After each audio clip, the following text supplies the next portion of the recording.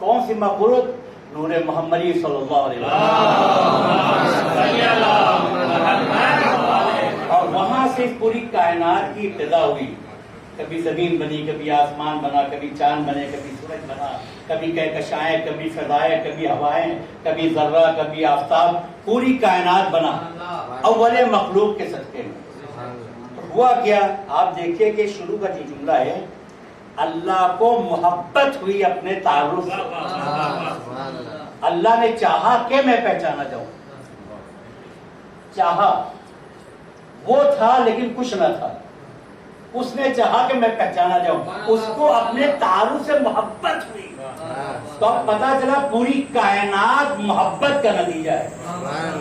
पूरी कायनात का अगर कोई तारुफ करवाए, चांद और सूरज के बारे में पूछे, जमीन और आसमान के बारे में पूछे, तो इसका तारुफ यह है कि मोहब्बत का नतीजा है। तो मोहब्बत के नतीजे में कायनात है, मोहब्बत के नतीजे में आप है। तो अपने तारुफ को आप मोहब्बत से दें, मोहब्बत से बताइए। हमारे दरमियान में नौजवानों से गुजारिश है, बुजुर्गों से गुजारिश है, हमारे दरमियान से मोहब्बत कहीं ना कहीं कम हो रही है।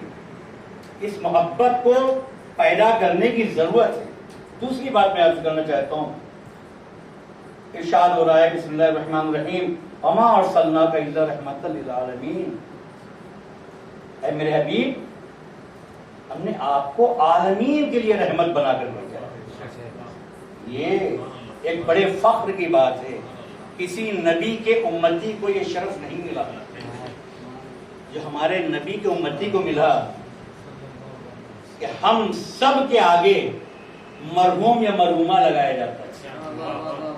ऐसा ना समझे कि मरने के बाद ही उम्मत में दाखिल हो गए, रहमत के हकदार हो गए। बच्चे है ना, ये अलग बात है कि हम मरने के बाद लगाते मरहूम। आप उम्मती हो गए, मरहूम हो गए। सलवार पड़े मोहम्मद,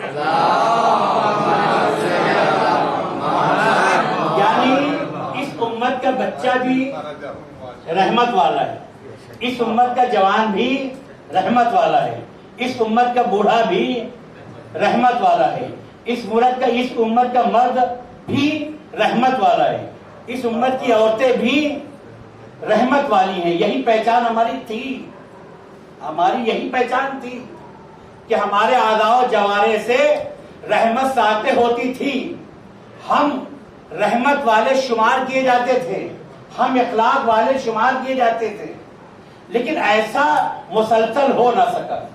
दरमियान में कहीं ना कहीं, उर्दू अगर जो लोग पढ़े हैं तो जानते हैं, रे और जे देखने में एक होता है, बस रे के ऊपर एक नुक्ता गांठ लग जाए तो वो रे के बदले जे हो जाता है। तो एक है रहमत और एक है जहमत।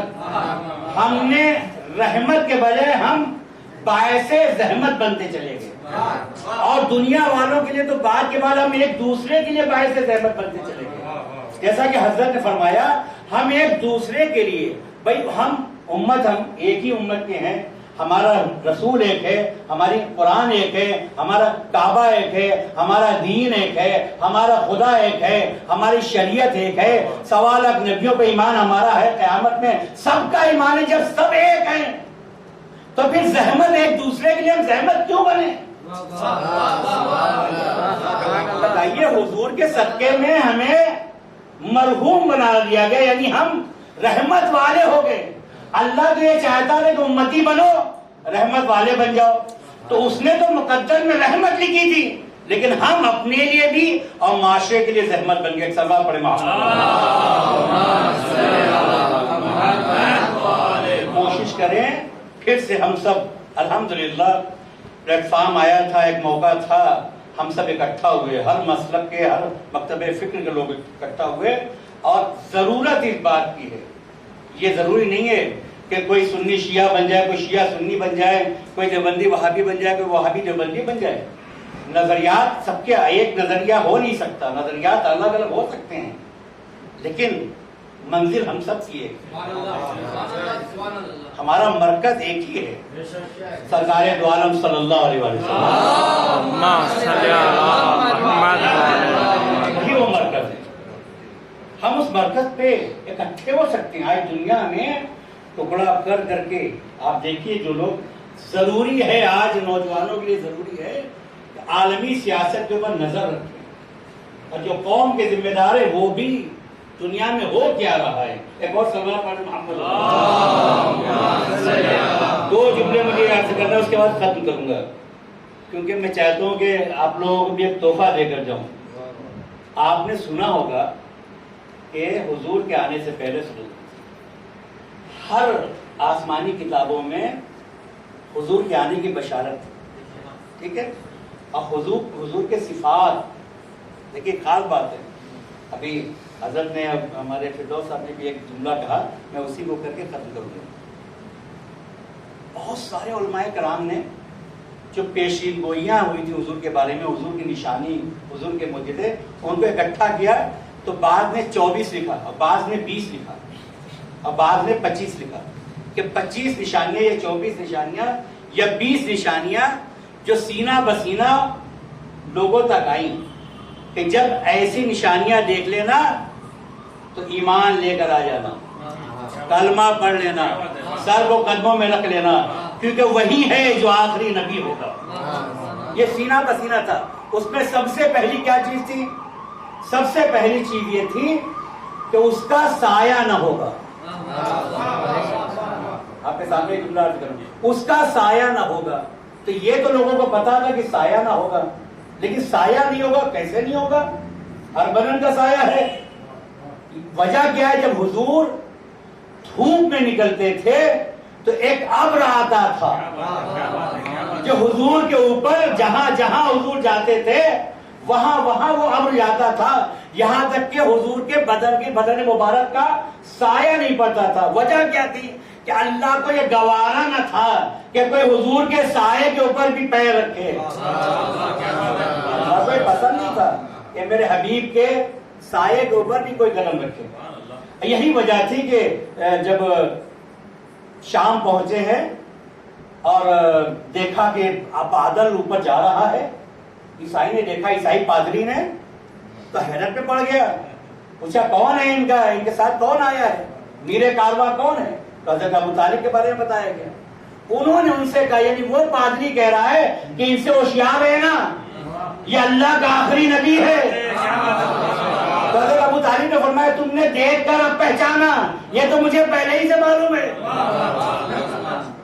تو ایک تو یہ خوبی ہے، دوسری خوبی کیا تھی؟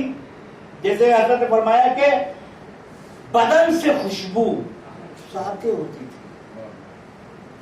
جو پسینہ مبارک تھا حضور کے بدن کا، پسینہ، خوشبو، عطر، جو آپ لوگ بڑے بڑے عطر جو نام جانتے ہیں نا، وہ سارے عطر حضور کے بدن کی خوشبو، یا حضور کی پسینہ مبارک خوشبو کے آگے فیل۔ اگر کسی گلی سے حضور گزر جائیں تو گھنٹہ 2 گھنٹہ نہیں، نہ جانے کتنے دنوں تک وہاں سے خوشبو آتی تھی، اور لوگ سمجھ جاتے تھے کہ ادھر سے حضور گزرے ہیں، ٹھیک ہے۔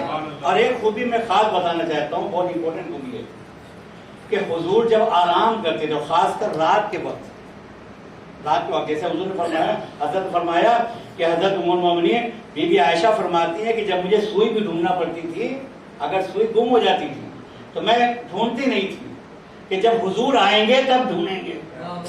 جب حضور آتے تھے تو چپا چپا روشن ہو جاتا تھا، اور وہاں سوئی دکھ جاتی تھی۔ ایک سوال آپ نے کالی کملی کے بارے میں سنا ہے؟ کالی کملی، رات کو جب حضور آرام کرتے تھے تو بدن سے نور ساطع ہوتا تھا، ایسا لگتا تھا کہ فخر سورج سو رہا ہے۔ حضور جب کالی کملی اپنے بدن مبارک پہ ڈالتے تھے تو ایسا لگتا تھا کہ اندر سے سورج، اندر سے نور ساطع ہو رہا ہے۔ کالی کملی کا ایک کمال تھا، دور دور تک لوگ سمجھ جاتے تھے فلاں جگہ پہ اللہ کے نبی آرام کر رہے ہیں۔ یعنی لوگ جانتے تھے کہ اگر نور کہیں سے ساطع ہو رہا ہے، لوگ سمجھ جاتے تھے کہ کون سو رہا ہے۔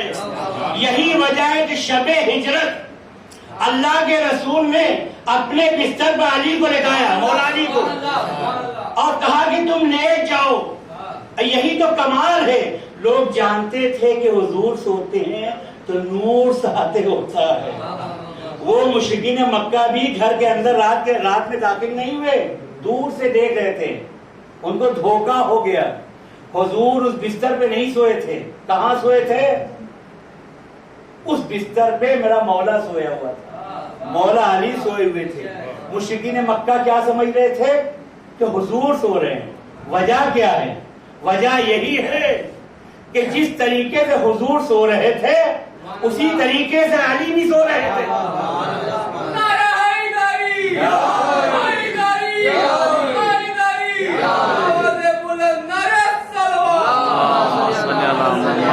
نور ساطع ہو رہا تھا۔ اور ایک خاص پہچان میں آپ کے سامنے عرض کروں، بہت امپورٹنٹ، یہ اس جشن کا ایک تبرک ہے، روحانی تبرک۔ جو بشارت تھی 20 یا 25 بشارت، اس میں ایک خاص بشارت یہ تھی کہ لکھا ہوا تھا آسمانی صحیفوں میں، اور جو سینہ بسینہ جو بات آئی ہے کہ وہ جب نبی آئے گا تو اس کو درختوں کے پاس چل کے جانا نہیں پڑے گا، اگر اس کو پھل کھانا ہے تو پھل اس کے پاس آئے گا۔ یہ سینہ بسینہ باتیں لکھی ہوئی تھی۔ تو بی بی فاطمہ بنت اسد جو حضرت ابو طالب کی زوجہ تھی، ان سے محلے کی عورتوں نے پوچھا کہ کچھ معجزہ وغیرہ، کچھ کرامات وغیرہ آپ نے دیکھا ہے؟ تو وہ خود نقل کرتی ہیں کہ میں کیا بتاؤں، کیا کمال اللہ نے عطا کیا ہے کہ حضور کو سب سے زیادہ پسند خرما تھا، کھجور، سب سے زیادہ پسند کھجور تھا۔ حضور کھجور بہت کھاتے ہیں، بہت پسند تھا ان کو۔ ایک کھجور کا درخت وہیں پہ موجود تھا جہاں پہ حضور کی پرورش ہو رہی تھی۔ بی بی فاطمہ بنت اسد فرماتی ہیں کہ میں اچانک بیٹھی ہوئی تھی، کیا دیکھا کہ حضور نے آسمان کی طرف نظر کی، میں نے جب دیکھا تو کیا دیکھا کہ وہ درخت کو دیکھ رہے ہیں، کھجور کے درخت کو دیکھ رہے ہیں۔ تو جب نظر کی تو میں نے بھی دیکھا، اتنے میں نے کیا دیکھا کہ وہ درخت نیچے جھکا، کھجور سمیت جھکا۔ حضور نے ہاتھ بڑھائے، کھجور توڑے، اور جتنا کھانا تھا کھایا، پھر درخت واپس چلا گیا۔ صلوات پڑھے محمد والے۔ مختصر کر کے میں نے عرض کیا کہ 20 یا 25 علامتیں تھیں جو سینہ بسینہ لوگوں تک پہنچی۔ الحمدللہ آج چتر میں ہم سب بیٹھے ہوئے ہیں، حضور کو یاد کر رہے ہیں۔ دعا کے ساتھ میں پروگرام ختم کرنے چاہ رہا ہوں کہ اللہ تبارک و تعالیٰ سرکار دو عالم صلی اللہ علیہ وآلہ وسلم کے صدقے میں جتنے لوگ یہاں پہ تشریف لائے، خاص کر ہمارے خصوصی مہمان مفتی گیلانی صاحب، مفتی فردوس صاحب، اور قابل احترام ہمارے الیاس صاحب، سمیع اللہ صاحب، اور ہمارے یاور صاحب، اور جتنے لوگ بھی آئے ہیں، میں سب کے لیے دعا گوں کہ اللہ تبارک و تعالیٰ سب کی توفیقات میں اضافہ فرمائے، سرکار دو عالم کی محبت دن دنی رات چوگنی ہمارے سینے میں عطا فرمائے، ہم سب کے درمیان اتحاد اور محبت اور اخوت کا رشتہ اور مضبوط فرمائے۔ پروردگار ہماری قوم کو خاص کر چتور ڈسٹرکٹ میں جہاں کہیں بھی حضور کے نام پہ مر مٹنے والے حضور کے عاشق ہیں، پروردگارہ سب کی پریشانیوں کو دور فرمائے۔ الہی خاص کر ہم ہندوستان میں سوشلی اور فائنینشلی بہت بیکورڈ ہیں، دنیا ہماری دشمن ہے، پروردگارہ کے واسطہ سرکار دو عالم صلی اللہ علیہ وسلم کا، یہ واسطہ اپنے حبیب پاک کا، ہم سب کو اور خاص کر چتور ڈسٹرکٹ کے جو مومنین ہیں سب کو دین دنیا رات چوگنی ترقی کرنے کی توفیق عطا فرما، ہم سب کو دین و دنیا کی دولت سے مالا مال فرما، اپنی تمام تر نعمتوں رحمتوں برکتوں کا ہم سب کے اوپر نازل فرما، ہمارے زمانے کے امام کے ظہور میں تاجر فرما، ہم سب کو ان کو اعوان و انصار میں شمار فرما، آمین یا رب العالمین۔ اللہ مبارک مبارک